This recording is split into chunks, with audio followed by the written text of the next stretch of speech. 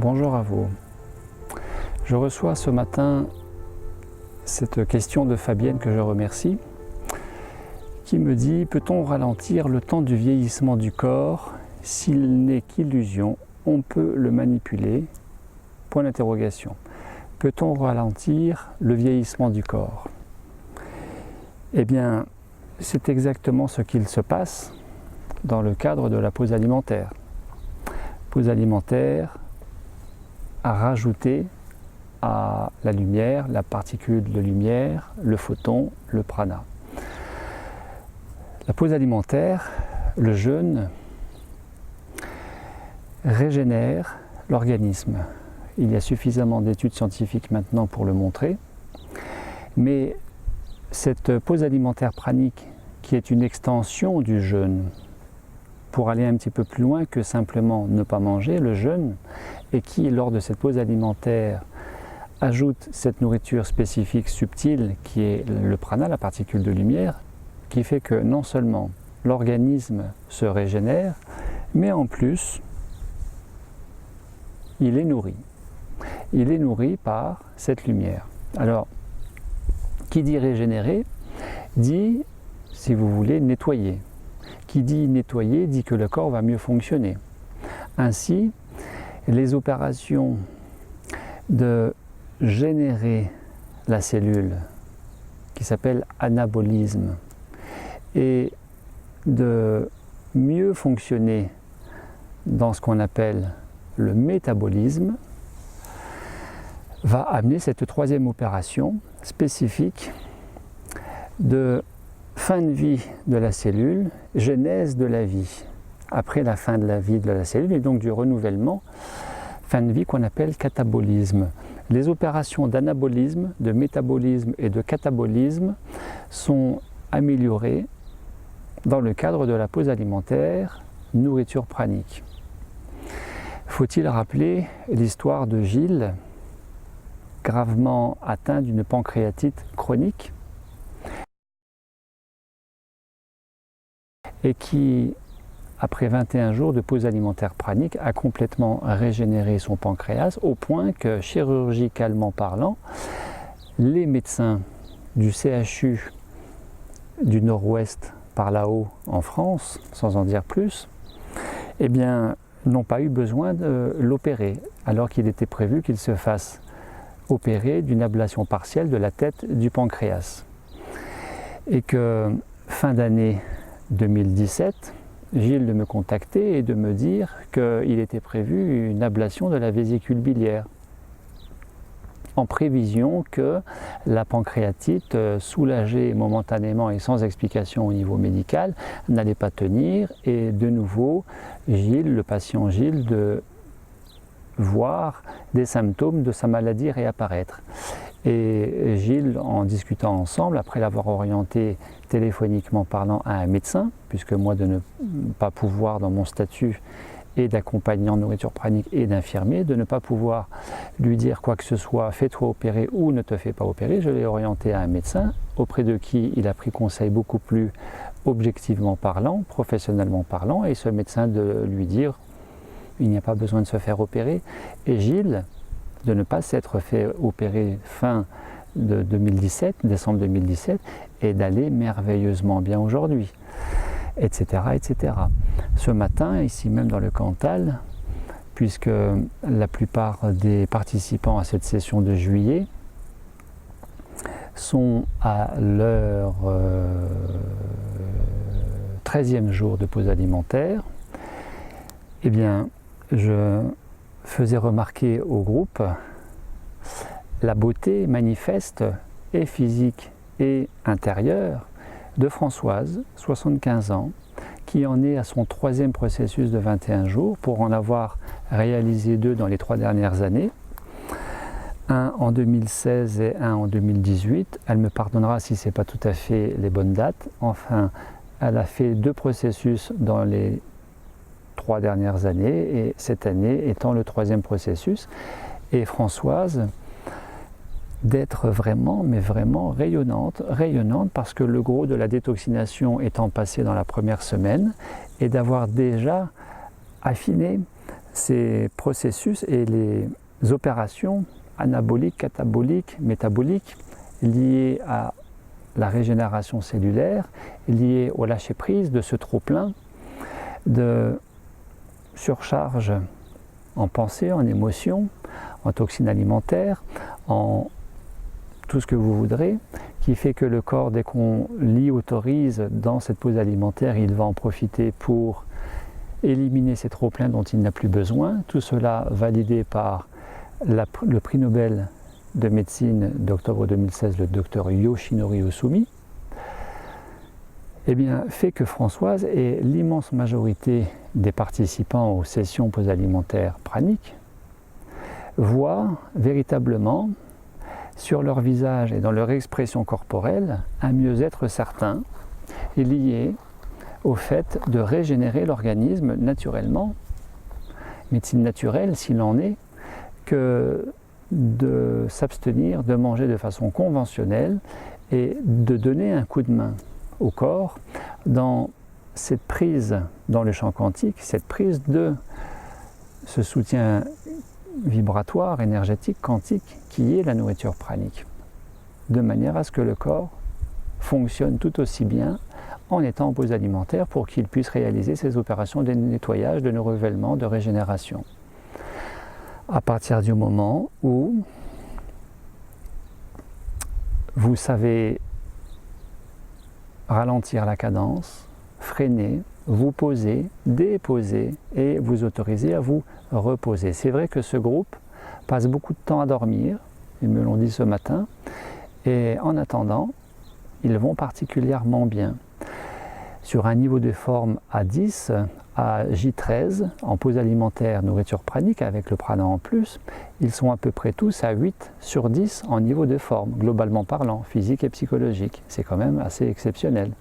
Que dire de cette femme qui vient du Nord-Ouest et qui en est aujourd'hui à sa 3e semaine de pause alimentaire. Elle en est aujourd'hui à J17.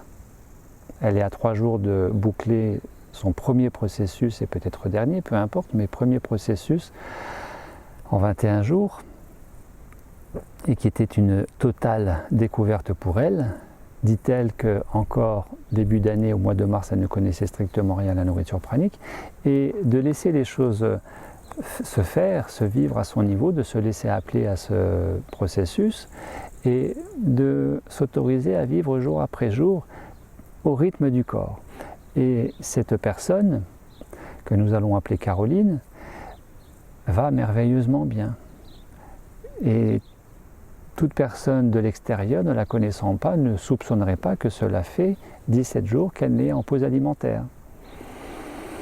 Dans l'immense majorité des groupes que j'accompagne depuis 6 ans, véritablement, à partir de la 2e semaine, il y a quelque chose de notable, de remarquable chez les personnes qui sont ici en processus, c'est qu'il y a un cap.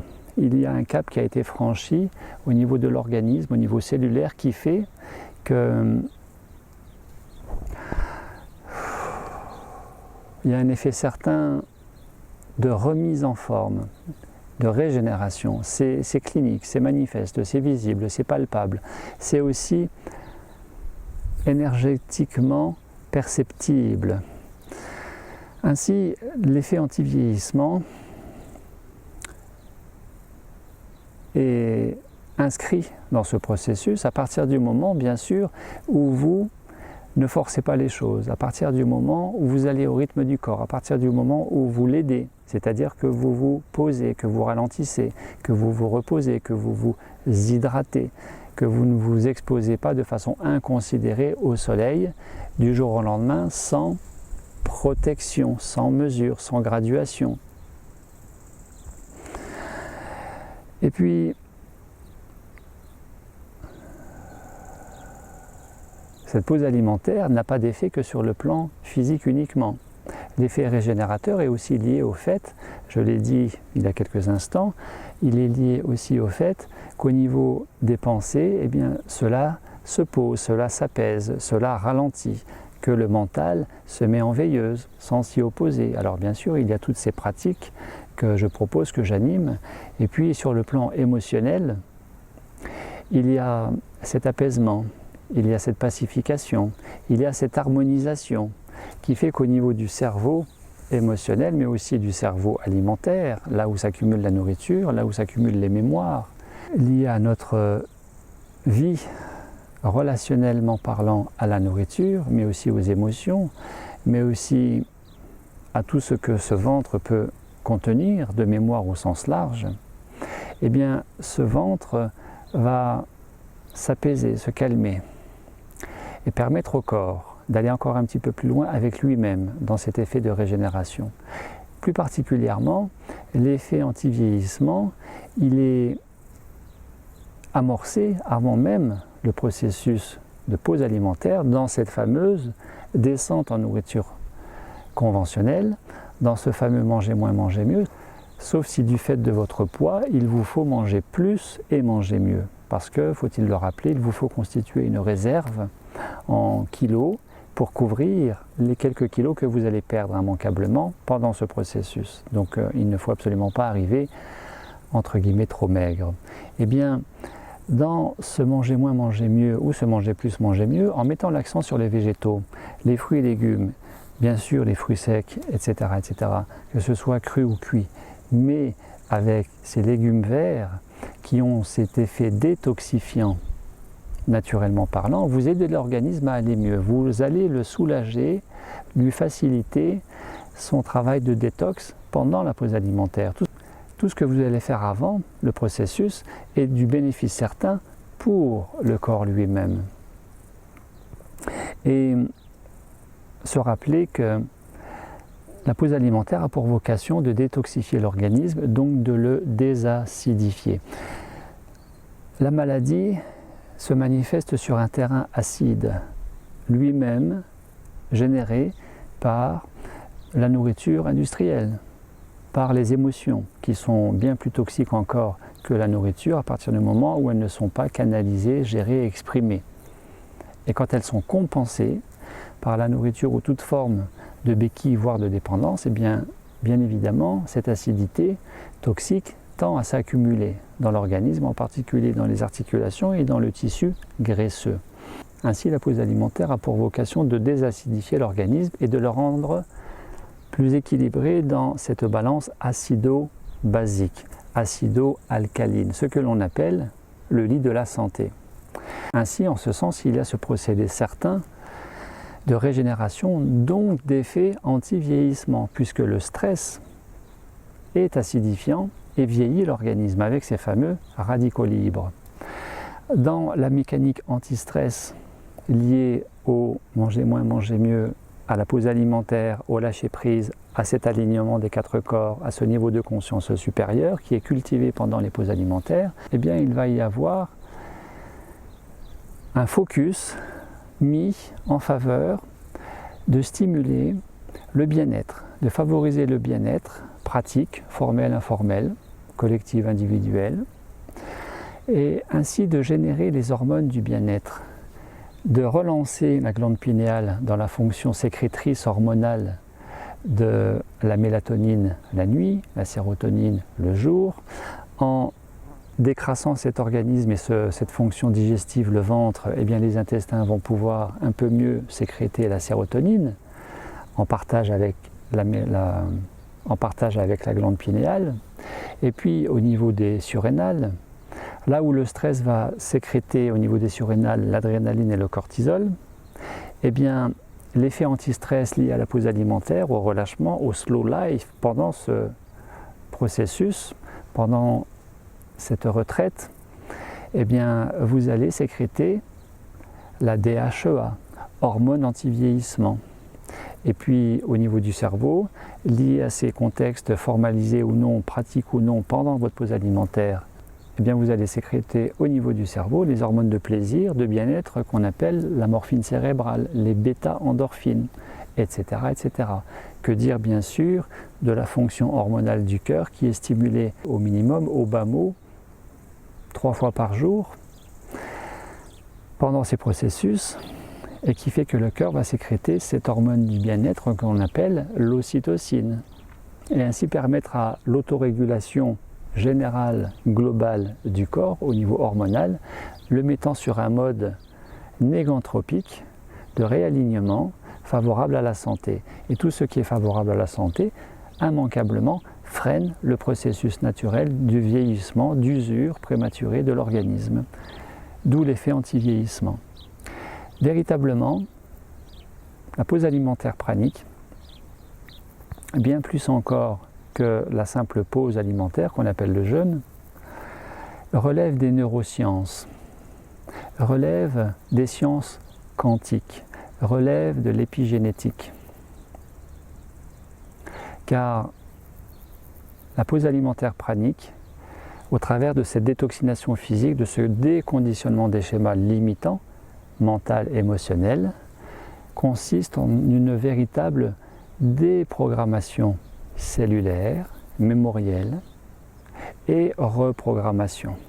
Vous déprogrammez la maladie, le mal-être, la limitation, la petitesse, les interdits inscrits tout au long de notre vie dans les cellules, et vous reprogrammez la santé, la liberté, la joie, les potentiels, les possibles en expression, en manifestation, à chaque instant, en fonction de ce pourquoi vous venez en pause alimentaire pranique, en fonction de où sont vos objectifs.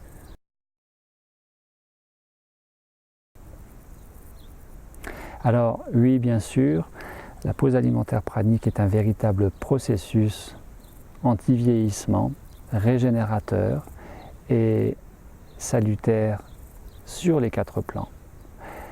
Les 4 plans de la santé holistique de l'individu, qui est la santé physique, physiologique, corporelle, cellulaire, qui est la santé mentale, psychologique, cognitive, qui est la santé émotionnelle, affective, et qui est la santé spirituelle, parce que naturellement, il y a cet accès sur ces sphères-là à partir du moment où le mental lâche et où la conscience peut s'exprimer, peut s'expanser.